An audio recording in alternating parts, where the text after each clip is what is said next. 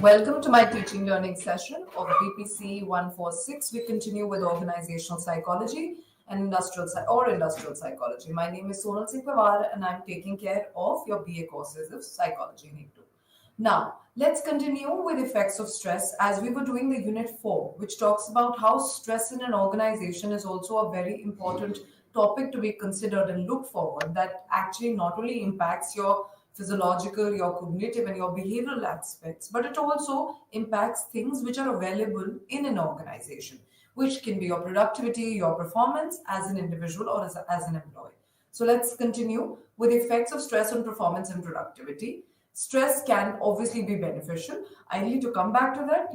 Know that there are two kinds of stress that we have on a very, on our two level thing that what kind of types of stress that we have. We have eustress and de-stress. Eustress is actually a good stress. It is a beneficial stress because it is highly important for you to have a little bit of anxiety to perform well. If you do not have anxiety at all, that spark of being on stage, that energy, that drive, that motive that drives you to do really well will be missing in you as an individual. So that's called the eustress.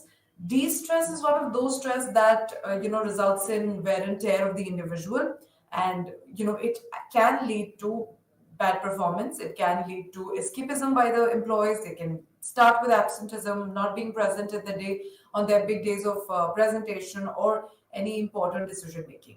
So stress can be beneficial, but it also has a disadvantage, especially when it comes to the job productivity, as I said. So de-stress, which actually make you compromise on your resources or that targets your resources and tell you that you really do not have this, that can be very harmful to the job productivity, and in an overall pattern it can be negative to your organization also. So stress can have a very significant impact, we all know, on our physical and mental well-being. A lot of people who are going who are experiencing an ongoing stress for a long period of time, which is like a prolonged stress, do become patients of depression or anxiety and ongoing anxiety, which is generalized anxiety. So stress not only impacts productivity but also impacts your physical and mental well-being. Here are some signs that stress negatively impact on your productivity. See, in an organization, what can we see when we talk about performance and productivity is that stress can actually make you feel lethargic. There could be a sense of lack of energy. You do not, although stress does give you that, burst of adrenaline following that initial bust that you feel, okay, I am doing this, but too much of stress throughout the process, throughout the journey of that work can really drain you down, because there is a lot of overthinking that keeps you on toes. You walking around, it can be visible in terms of physical anxiety, moving around all the time while working. That can be physically draining, and also that overthinking can also be emotionally taxing for a person. Another thing, apart the lack of energy, stress also reduces creativity. Stress is something that not only blocks your physical but also your psychological functioning, which it does take away a lot of time in terms of overthinking. It also takes a lot of time in terms of making you physically exhausted. So that's how, when we look down to creative thinking, innovative ideas, stress does prevent that, because most of our time is consumed in coping of stress, making resources for stress. Also, it makes sure that you lose focus. There is a lack of concentration, you tend to lose focus, but stress also will take over your mind. It will extremely be difficult to focus on your things while you're stressed out. Also, negative impact on personality does is one of the most important factor that we need to take care of. That an ongoing stress or stress which has been prolonged, for people who experience stress every day for every little thing, there can be blockages in personality. That is, like, it does not only impact your physical functioning or your emotional adaptability, but also it changes the way you interact with people, the way you present yourself, the way you view yourself. So your own self-esteem, your own self-efficacy, which is your own value ranking of yourself, your ability to control outcomes will be compromised because of it, and your interaction with people will be compromised. Your interpersonal skills will go down. There could be possibilities, you're very stressful and you end up shouting at your colleagues, at your peers, at workplace. Your good association, that could spoil that interpersonal level. It can always label you as an angry and irritant person in an organization, which could spoil the entire look of yourself, which is personality. Apart these, there are more, which is quality of work obviously is compromised, and tardiness. Why quality of work? The time that you're always preoccupied with your own thoughts, you're always stressed, you feel lethargic, lazy, there is no focus, your personality is rapidly changing because of stress. This can reduce the productivity of you, which is your quality of work can go down, creativity has gone down. You might end up giving repetitive things, you might end up providing repetitive solutions and no innovation. So it does consume space where your innovative ideas are coming in. Then the last is tardiness. Tardiness is almost every company has very few people who have occasionally struggled with being on time. And when employees are typically punctual to begin an increase in tardiness, it may be an indication of stress. That is something that we need to be careful of.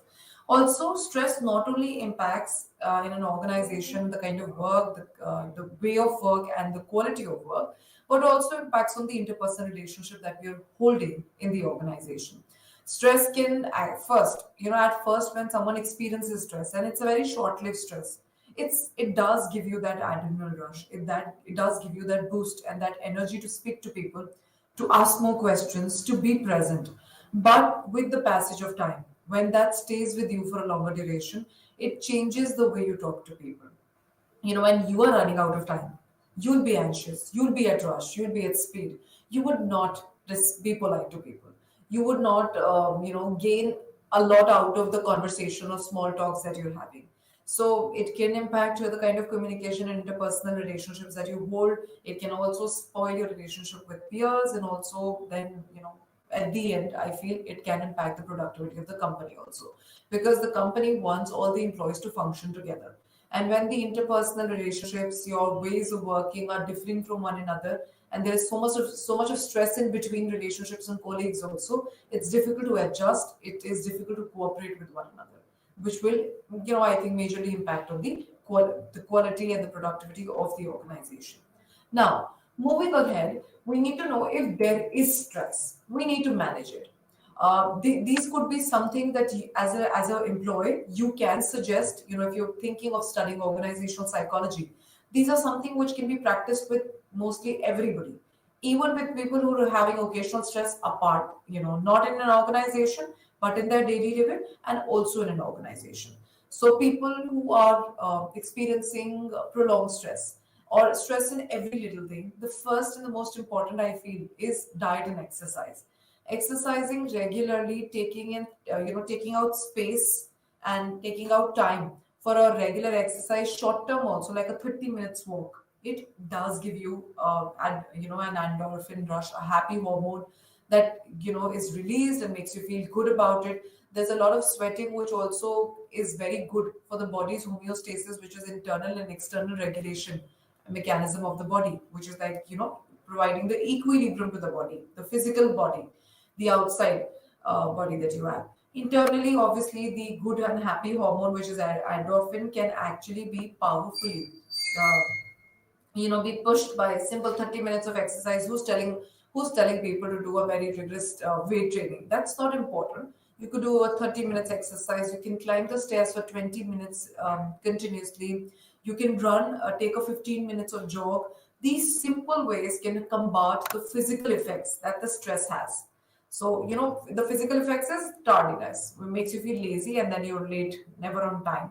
Also, the lack of focus that you're experiencing because you feel lazy, you feel sleepy, you feel obviously all the time exhausted. So the happy hormone charges the body. So exercise obviously keeps the heart, which is the internal organs of the body, the heart and the brain healthy. And the healthier that you are in terms of your heart and brain, remember, the more productive you will be. So it could be in terms of, you can do some yoga, you can do some meditation, and meditation we'll learn about it further in very different forms. So the key to maintaining a regular exercise routine is to find out ways that you enjoy doing it. So probably pick up something that you really enjoy. Children enjoy doing taekwondo. A lot of women enjoy doing Zumba. Males enjoy running and jogging. So pick up something that you really enjoy. Physical activity of any kind for 30 minutes could be a boon to the physical body, I feel. So that because it not only impacts your physical body, it also takes care of your internal parts of the body, which further, the central nervous system impacts your creativity, your productivity, your sense of presence in your organization. So all of this is so equivalent if you take care of your physical body. Also, diet, which has not been mentioned on the screen, but have to take a note of it. Good, healthy, and clean eating is equally important. Making sure that your diet in a 7 day meal, like a 7 day weekly meal, should have all the colors of foods that you eat. A lot of greens, a lot of yellows, a lot of fruits, a lot of citruses, and a lot of fruits to be incorporated. Junk and last minute energy, which is I feel caffeine and tea a lot of people take. We need to, if you feel like consuming, consume it with least amount of stimulants. Caffeine is a stimulant. Even teas have stimulant. It is not caffeine free. So we need to make sure that the instant, energy factors and stimulants needs to be moved away. We need to make sure that we need to take them off and not something, be used to it or habitual to it.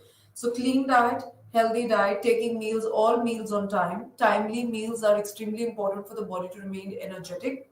And another thing that we need to know is making sure that we stay away from the stimulants. Minimal amount of stimulants to be there. A lot of people are working and enjoying through these stimulants, but if it's a part of work, not an extreme, not something that should be all the time. Like I've seen people during their work, to keep energetic, to keep their mind alert, they drink a lot of caffeine, 4 5 glasses of caffeine. That I feel that's not something that we require. So clean eating, healthy eating, all the colors of the foods to be included. That will automatically impact your functioning of the body and your mind. Then coming to what meditation that we were talking about, this is something that we have to take out space and time to do. So this is practicing mindfulness. Mindfulness practices such as meditation are proven to be very effective for stress management techniques as a stress management technique. So practicing gratitude is another effective technique for managing short-term stress, long-term, in terms of being thankful to whatever that you get, being thankful to your colleagues, making sure that whatever is done should be taken and accepted in a positive pattern. It not only transforms, your overthinking, but also the negative thoughts that you hold into a positive one.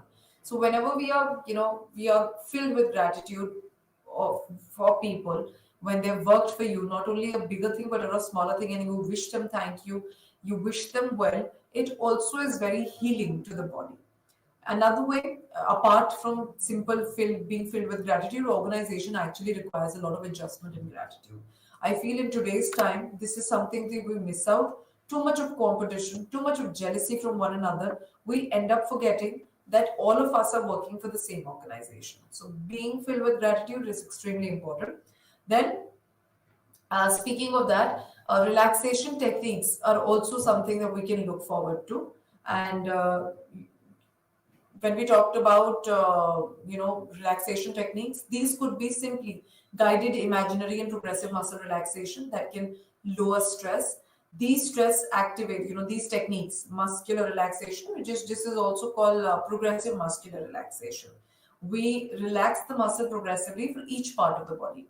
So it is done on an imaginary basis also. And when we talk about using this technique, this not only activates your physical body but also activates your mental body, which is like the mind, the peace for the mind. So it's like we progressively move from one part of the body to the other, and we tighten that part and then we relax, we tighten that part and then we relax. That's called progressive muscular relaxation, a kind of mindfulness that could be practiced along. It's difficult to achieve. It should be, I always say, this should be guided. So all people, if we are good at, they can just do deep breathing from 0 to 10, and that can also be managed. The other is biofeedback. Biofeedback is a very old process, not known by biofeedback, that talks about learning about your physiological process psychologically, which is like learn how your heart rate, muscle tension, blood pressure when stress hits you. So biofeedback is giving the feedback of your body to the mind. So, mapping your body when you experience stress. Oh, my heartbeat is increasing. I feel it might have gone, the pulse might have gone above 100. So this is something that you state when you speak about using biofeedback. It's a very old process, but when we use biofeedback, it should be systematically being done, like giving information about how the body reacts when you're trying to relax. So once you are stressful and then suddenly you start relaxing, stressful, so this important message of the change in the body, respiration, heartbeat, everything should be given to them, sent back. So sensors are placed on your body that call out changes in everything from your brainwave pattern to muscle tone and working biofeedback. There are therapists for biofeedback who start, in the initial type, take control by changing the way you react to these sensors. So when we talk about biofeedback, I feel it should always be very guided. People can do it on a very, on not a very patternized way at home, but eventually it will happen with machines only in a better way. Now let's move ahead. Speaking of reducing techniques, these are some in a glimpse that you can see. 30 minutes of daily exercise, as I said, mindfulness and meditation. Mindfulness takes care of being filled with gratitude, use biofeedback. Muscular relaxation and biofeedback is kind of same. See, in muscular relaxation, there is no sending of information and feedback. Biofeedback talks about physical changes in the body and sending those feedback in back to your brain. So, speaking of that, we should use biofeedback with trained people only, as it said, therapists, then progressive muscular relaxation, then we have yoga that we spoke about, and then it's creative visualization that we'll talk further, and slow and deep breaths, which could be used by a layman individual without support of therapist, which is taking the deep breaths in and deep breaths out. So that's something we should continuously do. And I feel deep breaths and taking 5 minutes off from your stressful time and taking a deep breath in and deep breath out is something which is a very usual thing for peaceful, practicing mindfulness peacefully. Of more things that we can use to take care of stress as a technique. Um, Speaking of this, we should also use something which is I feel cognitive restructuring. Cognitive restructuring is very useful technique nowadays. Cognitive restructuring is coming from some other therapy to us, psychological therapy. When we talk about rehabilitation centers, cognitive restructuring is usually used there. So restructuring is a technique for understanding unhappy feelings and moods. So for challenging sometimes wrong automated beliefs that lie behind them. As such, you can use it to reframe the unnecessary negative thinking that we all experience time to time. So I'll give you an example and I'll provide it in a very simple terminology. Cognitive restructuring is making sure whatever negative thoughts that you're holding while being under stress, convert them into positive. Like, for example, I'm unable to work today. I am not having a great day. So some days are bad, some days are good. Today is a challenging day. So, this is how you reframe an entire thing and not give it a negative intonation, but a very challenging intonation. Challenge is a positive expectation of you that you are going through it and managing it well. So, this is something that we speak of is cognitive restructuring, and it's a very useful technique. Again, should be started and practiced under therapist, and then can you get into your daily lives. Also, cognitive restructuring has been successfully used not only for stress, but also for post-traumatic stress disorder, PTSD, depression, anxiety, very usual anxiety. It is used it's floored completely for anxiety. In anxiety, cognitive restructuring, cognitive changes, wrong cognitive thoughts are eventually changed with cognitive restructuring. Social phobias, relationship issues, stress at work, organization. So we see how cognitive restructuring is such a comprehensive and elaborate technique which can be fit in maximum situations. Now, apart exercise, a good diet, even peaceful mindfulness that we can practice with and without therapist. Let's move to some exercises that could be practiced at one go. So these are short exercises that we can try when you're experiencing sudden stress. One is mindful meditation, which is quick mindful meditation to calm your body and mind. So this is thoughtless meditation, which is look at one object and deep breathe. And there shouldn't be any thoughts around when you look at that one object. So it's like a thoughtless meditation. You tend to not think at all. You tend to not go through any sort of information around. So making sure that when we speak about mindful meditation, it should take care of one object, focus and meditating. No stream of thinking should be around at this point of time. This should can be practiced individually also.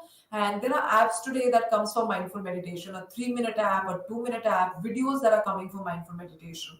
There are a lot of therapists on the YouTube which is making you practice, making people practice this.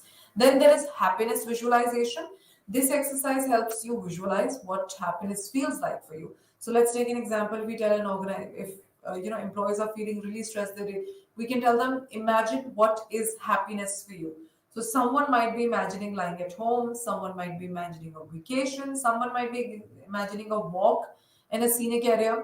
So your full body experience of this exercise can really help you to take a step back from the momentary stress that you're experiencing. This is like, a flip of a finger that you could try, sitting at one place, thinking of the most beautiful moments of times. It just diverts your attention from stress. So this is like a creative visualization that you do. Also, a gratitude list, which, as I said, in today's organization and workplace, gratitude is something that we're really missing out on. So please make a list of all those things that you are grateful for, and shift your mind and focus on those. So probably you're having a very harsh day. Probably you are, not able to complete and move towards your deadlines. Not completing your deadlines, your work is not ready. There is so much pressure on head. So look at things that you have. I have work. I have a deadline to meet. I still have time. And if the deadline is not met, I have to give the work. You have to submit the work ultimately. So look at things which you should be grateful for rather than always, rubbing yourself around what you don't have. This is extremely important. Having good cooperative adjusting work colleagues. So this is a very, I feel a 5-minute thing that every one of us can practice when we are experiencing stress. A mindful exercise, happiness visualization, which is also called as creative visualization, also gratitude list. We all should make one, a gratitude list. Now, after we finish with stress, let's move to a new concept and a new topic today, which is block 3 and unit 5. When stress is something which is so important because it's a unique response to situation that we cannot cope. So is communication in an organization. Communicating well, transmission of information correctly, verbally, non-verbally, written, oral, is extremely important for an organization to function at peace, I feel. Because communication is such a thing. If someone has made up a mind that this is something I will not agree to, no matter how much we convince them, that doesn't happen. So that's how, communicating your needs, your feelings, your motives, and your decision in a right pattern is important. So let's start with communication, which is unit 5. According to American Psychological Association, which is APA, they define communication as transmission of information, which will be verbal, non-verbal, oral, could be by gesture, symbols, which is non-verbal. It's a process that helps you express your own ideas, feelings, and knowledge and experiences, and is required for a good interpersonal and social purposes, which is interacting with people, presenting yourself. Now let's come down to, is there really a relevance and importance of communication? Can we go without it? Can we, think that an organization can work it as a robotic pattern or mechanical pattern without people interacting? It's like your work today is A, you complete the A, I give you B, B, you complete the C. Are we so mechanical? Can we go without uttering a word? No, that really doesn't. So let's start and understand the relevance of communication that we have.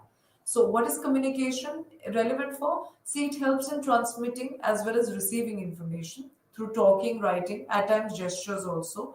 It is a very important source of decision making and problem solving, and making processes in an organization simple and quick. So, for the first relevance, the most important relevance is communicating information. So, without speaking out, I feel it would be, unimaginable to get your work done. You need to give a written, if not, for example, people get mails. This is the set of work that you need to complete and EOT, finish it by the end of the day. So that's also coming in the written format to you. So communication is important. It is delivering you a problem and you need to be solving it. So again, a sort of communication. So it's very, very important and very relevant for us to, know the relevance and to communicate. Then it helps employees to convey their job responsibilities to the employees as well as receive feedback from them, which is very true. I just told you, you receive a mail regarding something, and once you receive a mail regarding it, you end up transmitting the information that this needs to be completed. If there is no communication, you would not know what you need to do, how much time would you require it to do.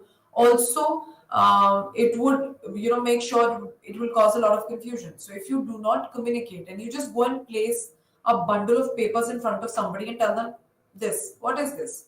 So gestures needs to be also used. With you point out these are the papers completed by 5 today. So communication is extremely important to give out responsibilities and take feedback. Now again, an important thing, it's a process that helps, with the help of which doubts and grievances of the communication of the employees are solved and taken care of, which is very true. Without communicating, if you feel people will understand, that's not possible.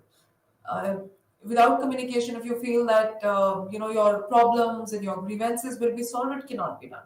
We need to speak out. So expression of feelings is extremely important. Expression of what you're going through is extremely important. So communication is important to put out your issues, to put out your concerns, which directly indirectly would impact your motivation, which will directly indirectly impact your productivity as an employee. Then communication is a process with the help of which attitudes and behaviors of the employees can be modified, which is extremely true. We form attitudes about group of people in an organization. We tend to judge people, form stereotype. So this can be modified or dissolved by communication. When we, at times when there is an in-group and out-group factor that happens in an organization, what do? We make people sit together and speak about it and talk about it. So that's how we can move towards better communication, clarity of relationship and interpersonals in our workplaces. So that's how relevant an organization is, and a communication in an organization is. This is an organizational communication. I hope you could see the image on your left. Organizational communication is defined as the channels and forms of communication that occur within organizations, such as cooperation, non-profits, governmental bodies. It includes both communication within the organization and public facing communication. So, organizational communication, when we speak of, is especially by, something when we talk about within the organization, with your employees, with what do you call this, your government bodies. It could be a non-profit. So organization can be anything from corporates, from NGOs to governmental bodies, etc. Now this is operational definition that I quoted for you. Let's move to further more relevances that we have of communication. So it helps in performing tasks, which is very true. Without communication, you cannot deliver the task, you cannot explain your task. Like without a presentation, how do we understand what are we going to talk about? So even this, see, this is a communication that we are having, a verbal communication. Until without, you wouldn't have understood what is the importance of communication. It acts as a controlling mechanism for employees. It helps in controlling the behaviors of the members of organization. It's a mechanism that enhances obviously socialization, networks, a better team effort, and better team management. So without communicating your needs, your problems, your motives, we cannot perform well, we cannot socialize, we cannot resolve conflicts. So conflict resolution also requires both verbal, non-verbal, can be oral and written communication also. So that's how it is so important for us. So I feel, communication does become a bridge between a lot of issues in an organization that we fail to see at the moment. So there are grievances. What do we do? We need to make sure that we communicate that grievance to our management. And the management will make sure that they express their feelings, express their, your pitfalls and things regarding the same. Also, without communicating, you cannot perform your jobs well. Like if you're not putting out a presentation and you just put up your presentation in a pen drive and give it to somebody and tell them you understand it on your own. So that doesn't really happen. So presentation of it, communicating, questioning, interjecting, interacting with one another is how we decide, how we plan an organization. So this is an overall, which could have multiple other relevances also of communication in an organization system. Now let's understand what is the function. The function and the relevance would, seem very same, but the functions would have bold points like expression. Expression is everything. Communicating your feelings socially, your grievances, your problems, your discomforts, your wishes from the organization, your wishes for appraisals, your wishes to move ahead, your wishes to join the other sector and part of the organization. That's expression. Control. Control is another function of communication with the help of which the organization conveys their rules and norms and regulation. It could be a written, control also. Like a lot of organization has a set of rule which is stapled. Like a lot of schools, if you plan to join in a school, you can use communication as a control. Talking about anti-bullying like a poster, talking about addiction by a poster, talking about gratitude by a poster. So this is how control can be used in any setup that you wish like. Then also discipline and organizational laws are something which are controlled, which is actually sent through verbal communication and especially written. Then motivation is also another important driving force which actually comes out through communication only. So the organization needs to communicate its employees what goals they are working towards. So let's take an example. There's a huge project that comes to take care of, if working as a non-governmental organization, you want to take care of education of the women at one sector, and you just say education of the women. No, we need to make up goals for it. You need to set out what could be the limitation during this. Your resources needs to be spoken out. So the motivation to work, the drive to do something and make yourself function and make yourself move will happen through communication. So until you do not have something which is relevant enough to be spoken and communicated, it will not be happening without communication. So motivation also is triggered by communication that we have. Now, this is how we need to sit back as an organization and look towards communicating with one another. More other functions is coordination is another function that actually happens through communication. Coordinating, getting down to put up your goals, your processes, your new developments in order to achieve its targets. Such information may be imparted to the employees through regular meetings and sessions. The weekly meetings that an organization, my organization has a weekly meeting. So we'll sit down, talk about our targets, talk if they're complete. So we have your sessions on a weekly basis, or we have sessions recorded, you go through them. So that's why it's one after the other to, and they come in a sequence so we can coordinate. So the verbal communication is so important to set up targets, to talk about them, to coordinate, understand what is missing. This is all done through communication. Interpersonal processes, which is being very important process. This is the employees as well as the employers discuss issues regarding production, regarding the target, regarding how much time it will take. All of this is managed by a good interpersonals between the, I feel, the bosses and the employees. If you have a very combated and a very comfortable interpersonal communication, I feel coordination, control, everything works there. Then another two important functions is problem solving happens through communication. See, we are able to solve problems of employees by brainstorming, by discussing them, by putting it out to other people. That only happens through communication. The last is conflict management. It's very similar to relevance. Relevance talks about why do we need communication, and this talks about what communication gives us. So yes, conflict management it gives us. It makes sure that there are no conflicts within the organization. There is no loss of talent due to the conflict. It manages any sort of lawsuits which is happening. Also, it helps in discussing differences amongst employees and also manage those differences. So these are the goals that we have of communication. Now, knowing that communication is so important, it's so relevant, you need to know that it also has some elements. So what is the process that it moves through? There would be a sender. Sender will have a medium and a channel through which the communication is taking place. Then there is a receiver, and then there is a message and a feedback.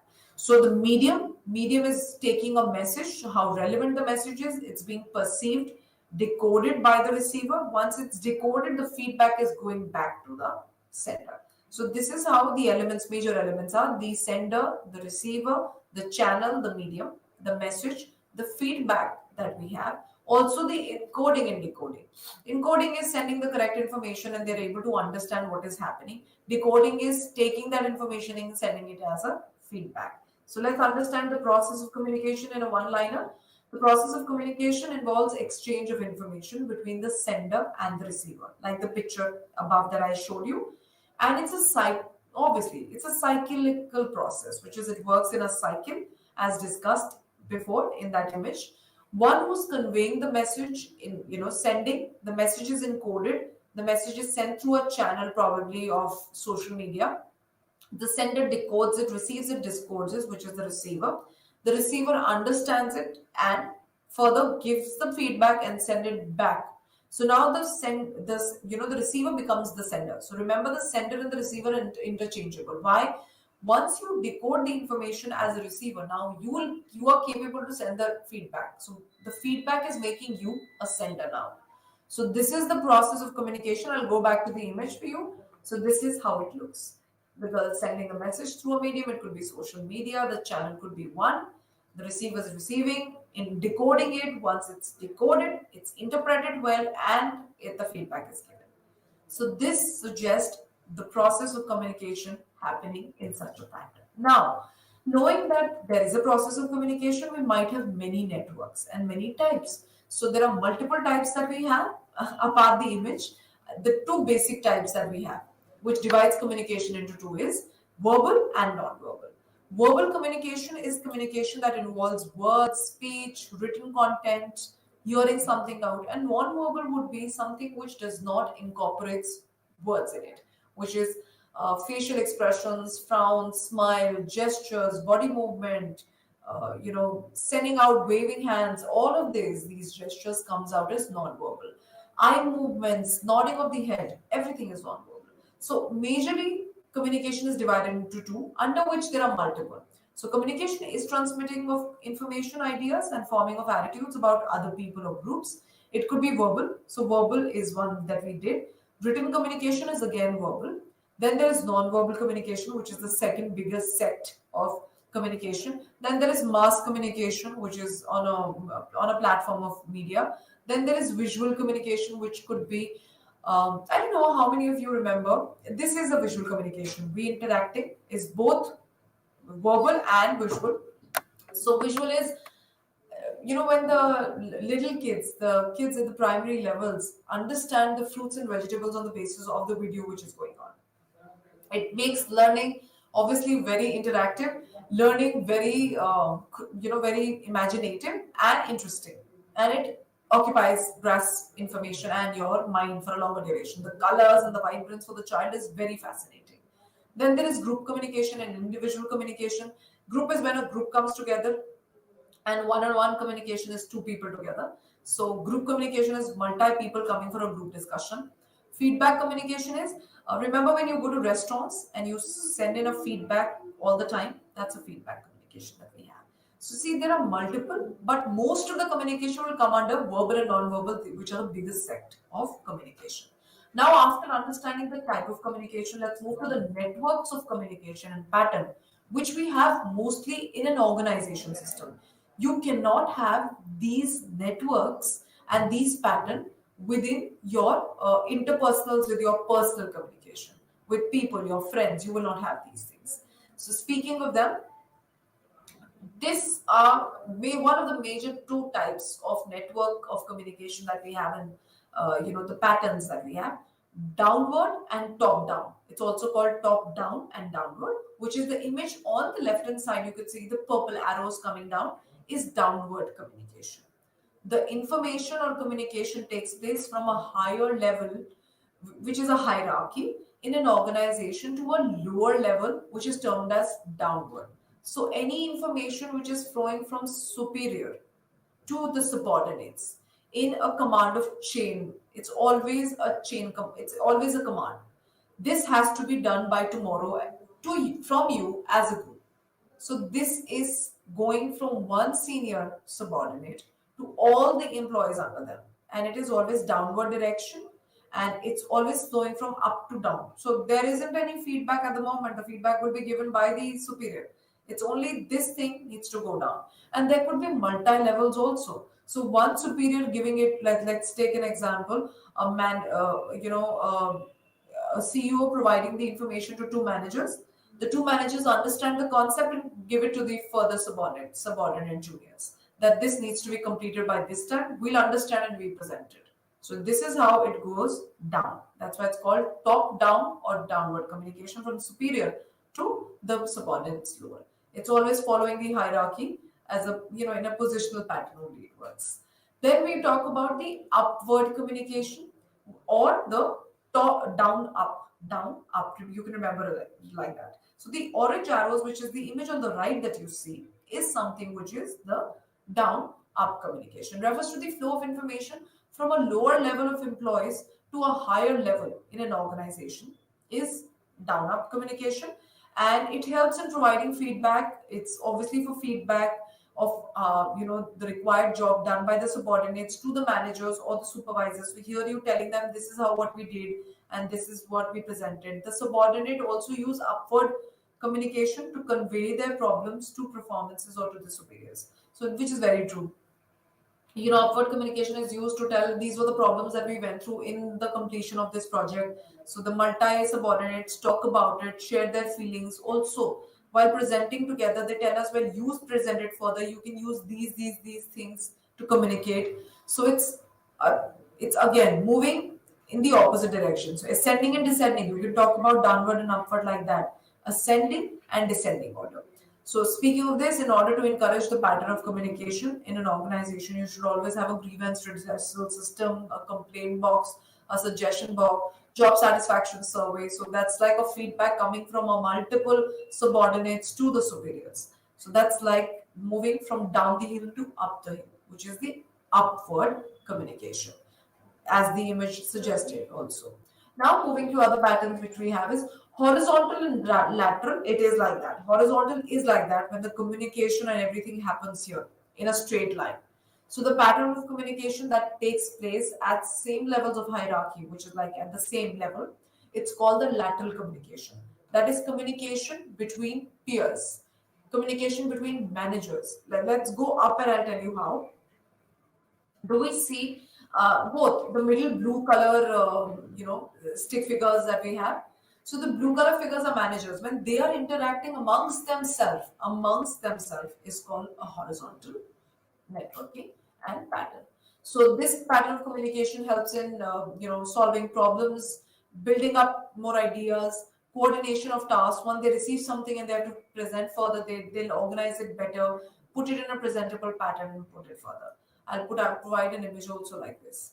So they've given the good example you can check out on my image above. Purchase manager sending information to the production manager, then the quality control, and then the sales. Sales sends it back to the production manager or send it back to the purchase manager. So the same level people are communicating. That's a horizontal. So all managers communicating with one another. Then we have diagonal communication. Diagonal will actually be like this. Diagonal. So remember, if there's a superior here and there are multiple, there are superiors here, there's a subordinate here. This subordinate talking to any superior manager would be a diagonal communication. So this is a communication that happens between managers and the employees of the other work groups. Such an interaction takes place in training modules when a training manager interacts with people of all the groups, take their problems, answer their questions and their queries. So you can see the example here. This is like a diagonal communication. Like for example, an employee working goes to the finance manager to ask, goes to the finance manager to understand how the breakage of the costation of this product is worked out. So he goes to the finance manager. Then he goes to the sales. What is the quotation that you're putting up as on the item to be sold? So this is how a person can diagonally move in an organization from one persona to the other to the other. So this is diagonal communication. Then we have a wheel chain pattern of communication where the top leaders have a direct access to interaction to all the employees. I feel this is something which is not seen in a multinational company mostly. But I feel now today when we talk about schools and colleges, this is what happens there. An employee can directly go to the dean, the employee can directly go to the management and speak about their concern or the problems which are happening in the schools. So that's called as wheel chain. I'll show you an image for this. This is a wheel chain. So see, this first major source person is A. We could be see the highest resource or the highest industry holding person, and then B is communicating with A, C is also communicating with A, F is also communicating. So every employee has the access to the you know the highest person, which is direct access to the superiors. Then we talk about as grapevine communication pattern. Grapevine communication pattern has types also. So this is a communication which randomly takes place, and this does not follow any recommended structure. It usually happens in a random pattern, and it's quite informal. So grapevine communication can be described as a casual and a very unofficial communication. We are When we are talking about horizontal, diagonal, all of these wheel chain, they are all official communication, and this turns out to be an unofficial communication pattern, which randomly happens where managers together are talking about something casually. And there are many types of grapevine communication. Grapevine communication, I feel, is more common than all of these communication: diagonal, lateral, horizontal, etc. Let's move to the types and image also. This is a grapevine communication. So the types of communication is single strand chain grapevine communication, where usually communication takes place between employees at the same level, which is single strand message is passed from one person to the other until the last concerned person. So this is like Mr. X is communicating to Mr. Y through an intervening person in a strand. So there are multiple people. So it's like, this is, and it's an informal communication and unofficial. So do you know our work timings are going to be changed during winters, post pandemic? So the X says it to a mediocre person, then that goes to that, and then that reaches the X person. So it's a single strand, the same information. Then there's a gossip chain. Gossip chain is one person is usually the epicenter, the one who knows everything about the organization. So remember, this is an unofficial information that we are talking about. So here we talk about one being the epicenter who actually shares and spill the beans all over. So shares all kind of information here and there. So that is a gossip chain. Then we talk about probability chain. Probability, we'll come back to images again also. Probability is a form of communication. The information is shared randomly. In fact, the recipients those who receive the information, two, follow a similar random way of sharing the information, scattered way. Like X shares it to another two. Now the other two shares it to another two in a very random pattern. So it's a very random probability. Like for example, my organization is giving a huge appraisal to people. This X goes and tells to the other subordinates. That subordinate goes and tells to the other in their own horizontal levels. So this is how we talk about one diffuse here, the other takes it. So there are three people. These three are talking. This go tell to other three. This go tell to other two. So randomly diffusing probability. Then there is a cluster chain that you can see. So here cluster chain is a kind of grapevine communication. A sender or the person or the employee relays information to few people who in turn pass it on to selected few. So this is communication only to the trusted one. So cluster chain usually pass it to their own, they can say the people who are friends with, they are friends with. So that's cluster communication. So now let's go back to the images on the, you can see the images over here. Single strand is one information going to the other through mediocre of people that we have. Gossip is one is the epicenter. See, the X is the epicenter here, and the information is going to multiple people. Then probability is the information is diffusing in a very random pattern. If X is told to another two, the two will tell to another three. So that's probability. Cluster chain is very similar to probability, but here trust is a very huge factor. We only tell information to people who are communicating to the trusted ones. So that's what we call as cluster communication that we have. And when we So when we talk about these grapevine communication, remember I'm repeating it again. Grapevine communications are not the official communication. These are unofficial communications. These are communication. You might have understood by gossip chain. People randomly talk about things which are not directly concerned to the productivity and work of your job organization. Now, do we really, when we talk about communication, are there any barriers to it? Yes, there are many barriers to communication. We'll get back to this image again, but we'll first go by the text pattern. So, speaking of the barriers to communication, these barriers could be internal, which is present around the environment, or could be internal within you. These could be hindrances, obstacles, and understanding. So, the first is distance. Any communication which takes place within, a hall or a specific place where individuals are present and there's too much of noise around, and one is sitting at like another. You talk about another 100 meters away from you and shouting, and you're not able to hear them properly. That's like a barrier, which is distance. Also, imagine there's a PowerPoint presentation happening, and there are 50 people who are there, and out of the 50, the 10 are talking. The audio is not visible, audible to you. So that's which is when we talk about distance. The screen is so far away that the people at the back cannot listen. That could be another as a distance. Then there is noise, as I said, because of noise. At times when we are going having our classes in colleges, and there is some function which is going of the college, and the music and the sound is disturbing the kid. That's like noise. Noise does be a very common, I feel, barrier to communication, because the noise of the vehicles, the sounds of communication of other people overlapping your own communication, that usually eventually becomes very important. That's why during examination halls are all packed and quiet, because we do not want noise to be interfering in your communication, which is your retrieval processes.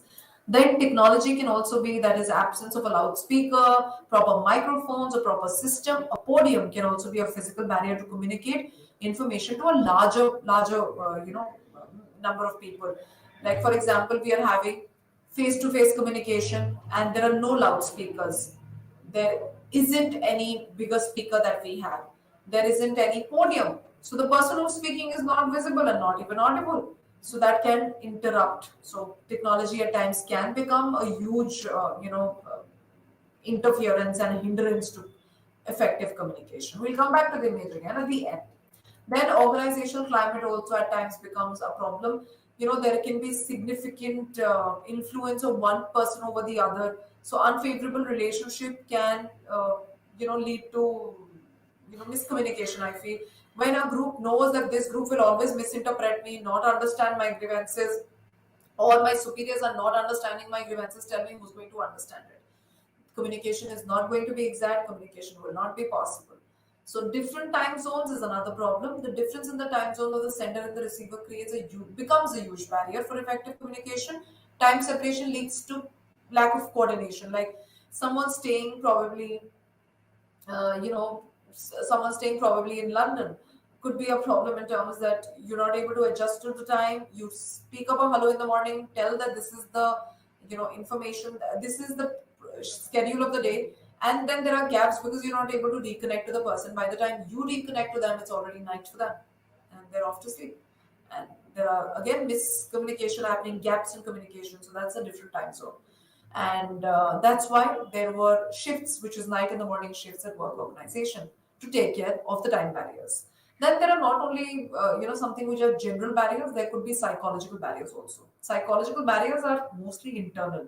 Your fear, your anxiety, your lack of knowledge and interest and excitement, you being not mindful. So, as an employer, say, so this could be assumption, preconceived notions about something. So, this is like, I am planning to sit in this workshop. This workshop is going to be like this. It's not going to be facilitating. So, when you've already made up a preconceived notion about the topic, you're already being judgmental. So that will break down the pattern of you understanding what really happened. So it is a biggest barrier in effective communication when you already go with a stereotypical mind, which is preconceived notion. So like these barriers can also be used in interpersonal communication with two people. Like that you're going to communicate with your friend, and your friend is not going to understand your grievances and your problems. Remember, you communicate for an hour, you communicate for 2 hours, it's not going to be understood. Why? Because you've already made up your mind that this will not work. So preconceived notions are one of the biggest barriers even in an organization. Then coming to other emotional state, The emotional state of individuals can act as a barrier, not being in a good state of mind, feeling very irritant about the day. As you start your day at 7 and somebody else has started at 10, so you might feel in the organization very aggressive about it. So you are not feeling right. At times, people going through struggles in life can also make them misinterpret messages coming from the other people. Then there are attitudes and values. Attitude refers to preconceived, pre-learned disposition and is a result of self-experiences, beliefs, and values. So developed within individuals over time. So attitude is a set of ideas, notion, a state of mind that you create about people, event, and situation over time. So strong belief on a particular topic might lead to a positive attitude, and it could be vice versa also. So, for example, you've been told that your superior is really amazing. He listens to each and every one. And when we talk about each and every one, it's like the superior listens to every grievance, caters to everybody. So, this is an attitude, a pre-learned attitude before the meeting. So you go there with all your problems and all that honest opinions about your group.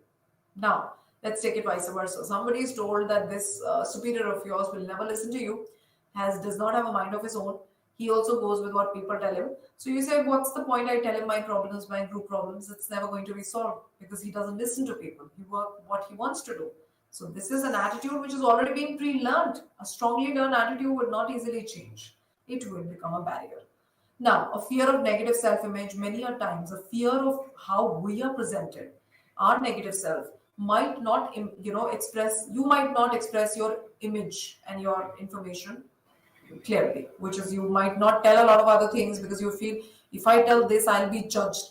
So that preservation of your image, that too much of fear of what I'll be looked upon at and how will I be looked upon at can be a problem. Then poor, listening skills can again be a problem. I feel poor listening skills is a problem with so many people. When people come with their own ideas, they don't end up listening to others. They don't end up listening and catering to the needs of others, I feel. Because if you've come with a set of ideas, I want to deliver this, I want to tell my organization this, then remember it's going to be a problem to you. And it's going to make you suffer a lot.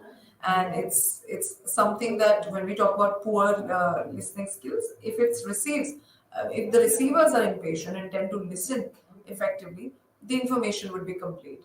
But if the receivers, it will not be complete. But the receivers are sitting quietly, listening to all of it, understanding all the problems. Remember, it's going to support you.